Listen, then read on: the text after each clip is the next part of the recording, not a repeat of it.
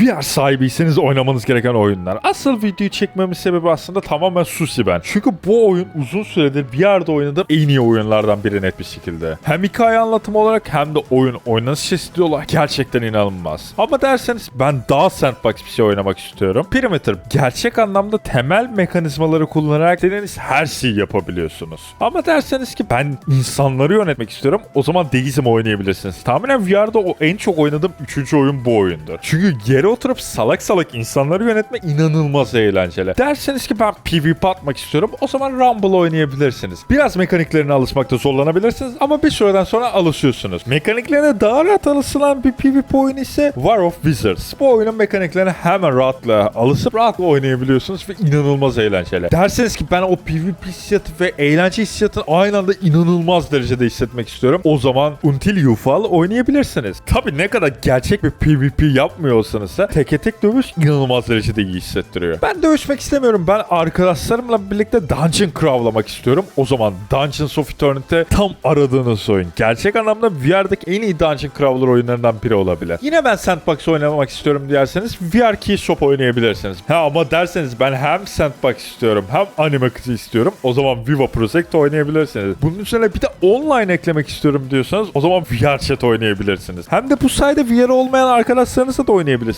VR olmayan arkadaşlarınızla oynayabileceğiniz başka bir oyun ise Vivecraft. Sizi serbest bırakan çoğu oyunun VR versiyonları çok iyi çalışıyor. Örneğin PD2'nin VR versiyonu. Gerçekten özellikle bilgisayar sahip bir arkadaşınız varsa ve onunla oynayacaksınız, inanılmaz eğlenceli oluyor. Aynı şekilde No Man's Sky da öyle. Ama derseniz oynanışımız farklı olsun, Late for Work ya da Keep Talking and Nobody Explodes oynayabilirsiniz. VR oldu mu tamamen ayrı bir deneyime dönüşüyor. İnsanlar Bethesda VR Collection'ı sevmeseler de, Skyrim'i, Fallout 4'ü, Doom'u ve Wolfenstein Cyberpunk'u sevmeseler de bence gerçek anlamda VR'da deneyebileceğiniz en kaliteli oyunlar. Tabi optimize sorunlarını saymazsak. VR'da gerçek anlamda oynayabileceğiniz en iyi oyunlar ise her zaman ritim oyunlarıdır. En basında da bunların her zaman Beat Saber gelir. Net bir şekilde VR'ın en iyi oyunu. Tabi Beat Saber'ı zaten en basta denediğinizi varsayıyorum. Ondan sonra da Pistol Whip oynayabilirsiniz. Ya da insanlar tarafından göz ardı edilen 5 Channel 5 VR'ı oynayabilirsiniz. Maestro'yu da oynayabilirsiniz. Benim elime bir silah versinler ben onunla oynayayım diyorsanız Bone Loop ve Bonework bunu yapabileceğiniz VR'daki en iyi oyunlar. Tabi bunlar size fazla geldiyse bir bilgisayarınızın sistemine üstün geliyorsa Hellsplit Arena'yı oynayabilirsiniz. Blade and Sorcery'nin daha düzgün ve oynanabilir versiyonu olarak düşünebilirsiniz.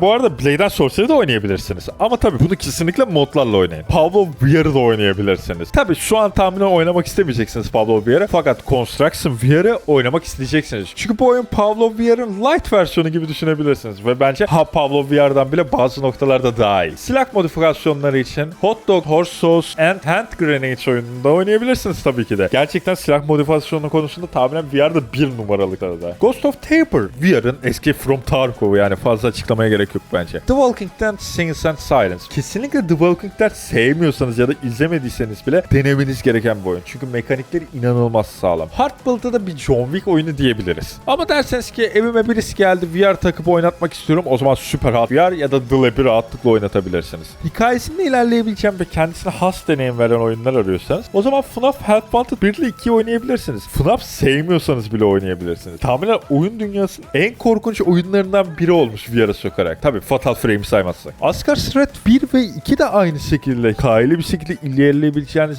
VR'ın en iyi oyunlarından biri. Tabi bu kadar en iyiden gitmeyeyim diyorsanız Red Matter 1-2'yi de oynayabilirsiniz. Ya da VR klasiği olan Vertigo 1 ve 2'yi oynayabilirsiniz. Ya da Budget Cuts 1 ve 2'yi oynayabilirsiniz. Ya da I Expect You to Die 1 ve 2'yi oynayabilirsiniz. Tabi yeni çıkan Metro Awakening VR'ı da oynayabilirsiniz. Adamla bayağı kaliteli bir iş çıkarmışlar. Tabi bu videoda önerdiğim oyunların çoğu Steam VR oynanabilen oyunlar ama bazı oyunlar var tabi Oculus'ta oynanabilen. Fakat bir Steam VR sahibi olarak, HTC Vive sahibi olarak HTC Vive'da oynayabildiğim oyunları söylüyorum. Yani VR'da oynayacak oyunlar var. Eğer bilgisayarınız varsa, artı olarak yanında da bir konsolunuz varsa gidip Quest 3 S alabilirsiniz. Çünkü gerçekten piyasaya göre fiyatı çok ucuz. Evet, maksimum 100 saat falan koyacaksınız, sonra VR'ı koyacaksınız köşeye, bir daha kullanmayacaksınız benim yaptığım gibi. Tabii ben 900 saat kullandım, o ayrı mesele, ama şu an köşede duruyor sonuçta. Ama artık kesinlikle parasını hak eden cihazlar oldu VR cihazları. Özellikle Quest 3S'in fiyatıyla birlikte.